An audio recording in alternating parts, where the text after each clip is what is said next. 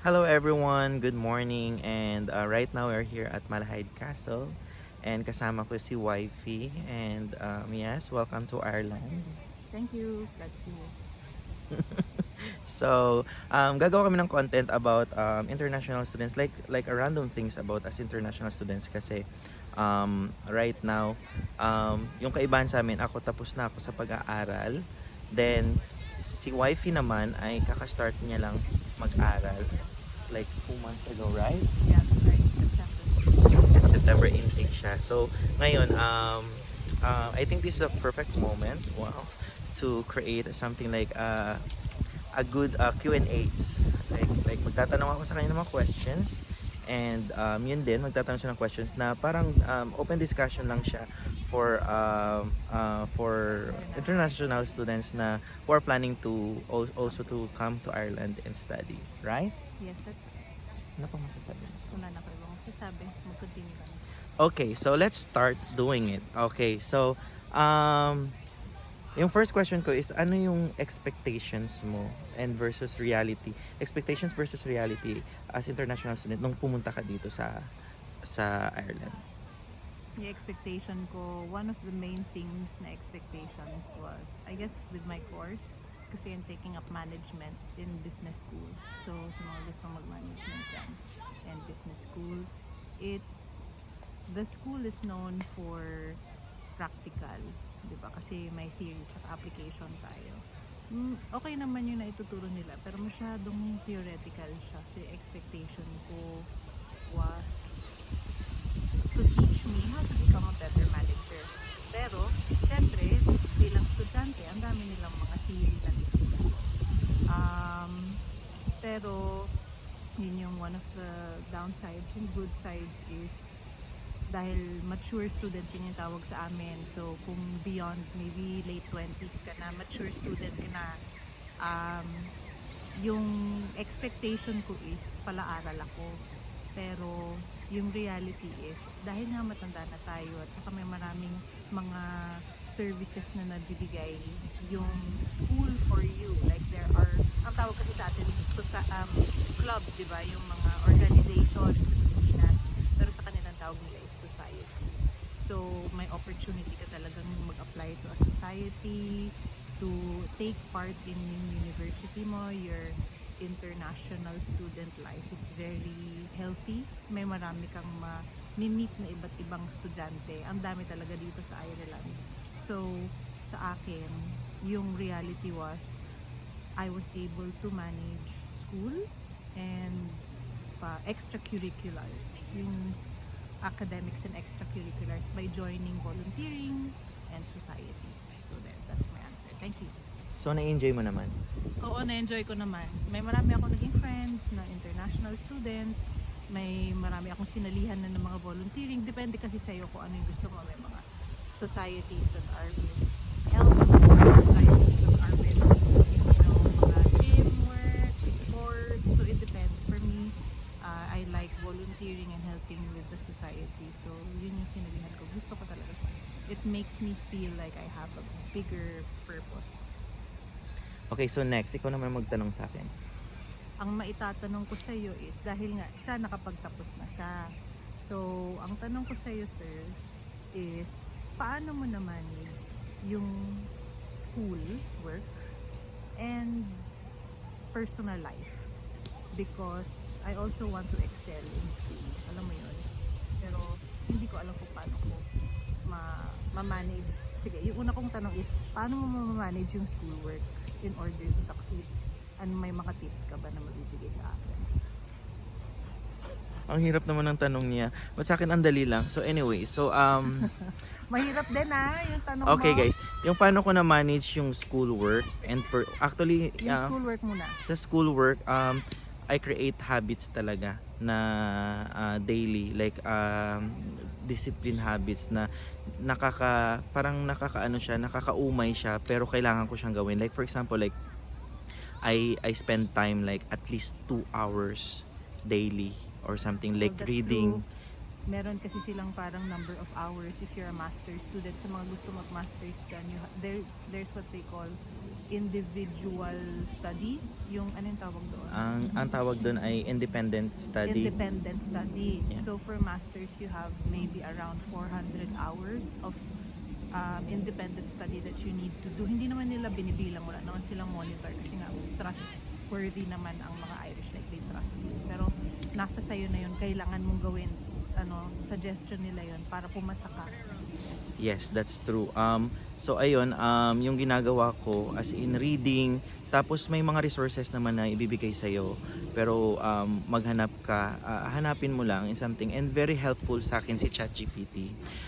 Just for the context, ChatGPT, kasi alam mo, lahat ng libro kaya ni ChatGPT i-summarize sa iyo. So kung ano yung book na gusto mong basahin, I'm trying to study with ChatGPT, collaborate with him, argue with the tools.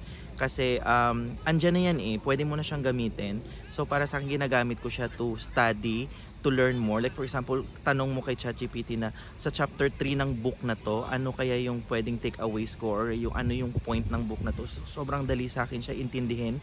Kahit i-explain niya sa akin as like kindergarten or grade 1, ini-explain niya sa akin. So yung concept, theory, mas madali sa akin intindihin kasi meron akong mga productivity tools na ginagamit. And not only ChatGPT, also like other books. Pero kasi pag sobrang dami, umay siyang basahin So ayun, available siya for you to create habits, to create your study habits. Ayun lang. And ano pa yung pwede kong masabi dito? And ayun, Maganda practice yun. talaga siya everyday. Very good suggestion ang ChatGPT. Masasabi ko lang, yung ibang mga universities dito, hindi sila pabor sa Yes. AI, sa LLMs, large language Model. language learning models. Yeah. And sana tama yung LLM namin. Anyway, forgive Yeah. us.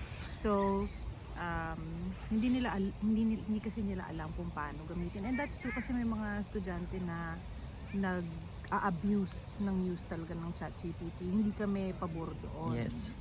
I-clarify lang namin. Ang ginagawa namin sa ChatGPT is really good prompt engineering. So, ang trick naman kasi to study very well as a student on ChatGPT or any other AI, pwedeng Gemini, pwedeng Claude. DeepSeek.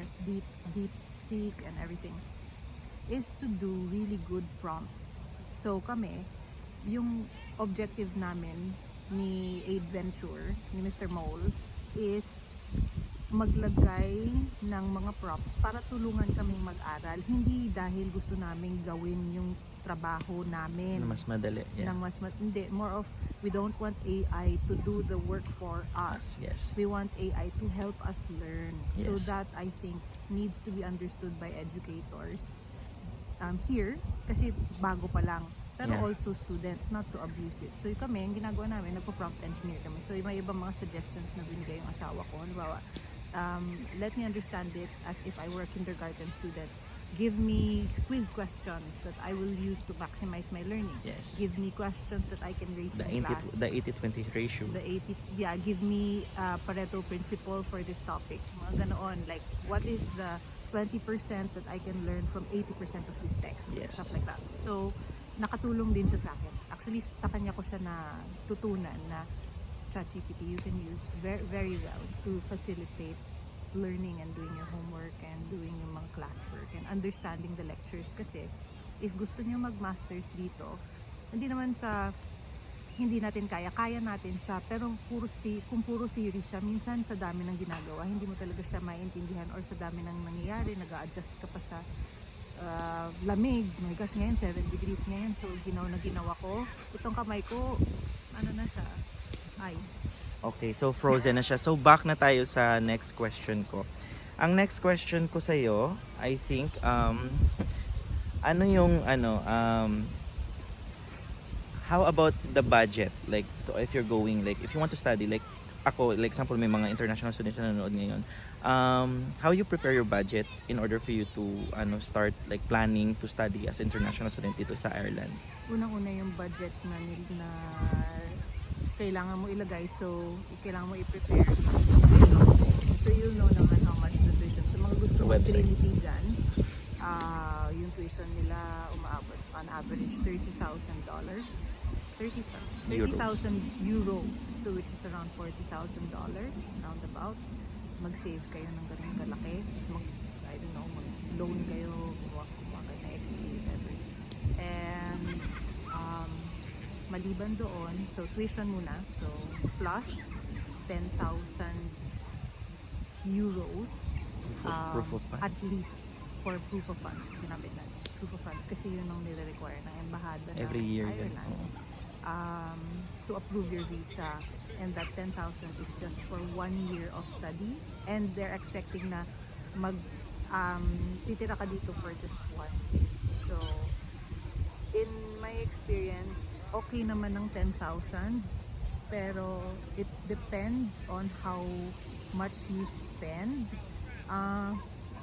Kasi halimbawa, kung nakatira ka sa isang student accommodation, wala kang pamilya dito, mas marami ang kailangan mong ma-save in the bank, because the cost of living in Ireland is so high. So my answer is save up for tuition. So look at your school of interest and the course degree of interest, the tuition fee plus 10,000 euros at least.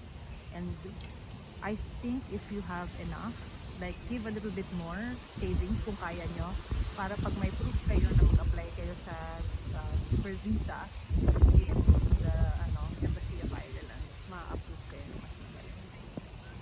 Okay, so additional context lang doon. Hindi yung you can study and work here, pero yung work mo dito as a student, hindi siya magbibigay sa iyo ng hindi, wag mo expect, wag mo expect na yung mga pinapalamon mo sa Pilipinas ay makakapagbigay ka, or like an OFW. No, you are a student here, pumunta ka dito para mag-aral, to invest some knowledge and upgrade yourself. Hindi ka pupunta ng Ireland dahil magtrabaho at mag-ipon. No, you can't ipon here. The 20 hours is not enough. So tingnan nyo siya as investment, kasi like for example, if you study masters here, like level 8, level 9, level 10, qualification, Level 10 is PhD. yeah, yung qualifications na makukuha mo is recognized siya sa any countries in Europe. And at the same time, sa Australia, sa New Zealand, I don't know, sa Canada, may mga certain lang. Pero kapag critical skills yung kukunin mo, magagamit mo siya in the long run. I mean, sa long term na mindset yung titingnan natin. Hindi siya yung pupunta ka dito para lumabas na ng ibang bansa, tapos mangutang, tapos try mong mag-survive for work, kasi yung part-time dito hindi siya masyadong madaming binibigay na opportunity for students for part-time. Agawan siya. So sobrang struggle din. So kung yun lang yung rason mo kung bakit ka international students, I think mahihirapan ka kasi madami akong Pumunta ka na lang sa ibang country. Maliban doon, ngayon at least for the 2025 intake, kasi may inintroduce silang bagong sistema in applying for the permits. Kasi if you need to work here, you can, but you need to also have the permits. Very strict sila dito. Wala talaga masyadong cash jobs. If you want to do part-time, and students are allowed to do maximum of 20 hours per week, you need to have 2 files, which is first the IRP, which is a residency permit, just a card, and then the second one is PPSN, which is just your tax number, which they need for you to when you apply to any job.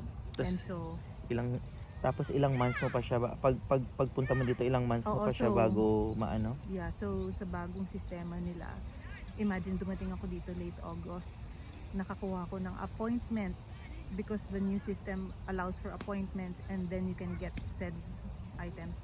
Yung appointment ko is on December, and then I have classmates na dumating ng September, wala pa silang makuha ng appointment. So technically hindi ka pa rin makakatrabaho until makuha mo yung dalawang files, and yung doon sa pangalawang file wala pa akong appointment. So hinahayaan ko lang si Mr. Husband to work, pero kung mag-isa lang kayo, kailangan may practical din kayong pag-iisipan, like hindi pwede, tama sinasabi niya, na. Mag-depend. Pag pumunta ka dito, okay lang, sige, magtatrabaho naman ako, mababayaran ko naman yung mga daily. Hindi siya ganun kadali, guys. Hindi talaga siya ganun kadali, especially starting this year. So, you need to rethink and kailangan pag-strategize nyo yung pera, yung budget nyo dito. And for reference, ang pinakamalaking nakakaltas sa budget is on housing accommodations. For a student, I think minimum, not maximum, minimum per head per month na nakita ko lang Yung is comfortable ka na. 750 euro, pero wala pa doon yung bills, utilities, yung deposit, tsaka advance. So siguro masasabi natin per month, we can say 800 to 900 euro per month per student. Yeah. Yon. So you need to take note of that. Yes, so I think medyo mahaba na yung vlog namin. So at saka We'll nangangal have a second one. at saka nangangalay na rin yung aking kamay. So I think we tackle all the details that we're having so right now. So ayun, for the context lang, my wife is taking Strategic management in as master's. Yeah, Master's course. level 9 and Masters of Science. And ako naman, higher diploma in Science and Computing for software development siya. Level 8 naman siya. So, yun lang. For the context lang, para at least may idea kayo. And ayun, maraming salamat sa mga lahat na nanood. And I think this is a very long vlog. And yes, Thank you for watching. wala pa kaming sponsor for now. Pero pag may mag-sponsor sa amin for creating this kind of stuff, just let me know. Tingnan mo naman yung background namin. It's like, Yeah, it's so beautiful. yes. Yes, thank you very much and have a nice day. Salamat. Bye. Bye.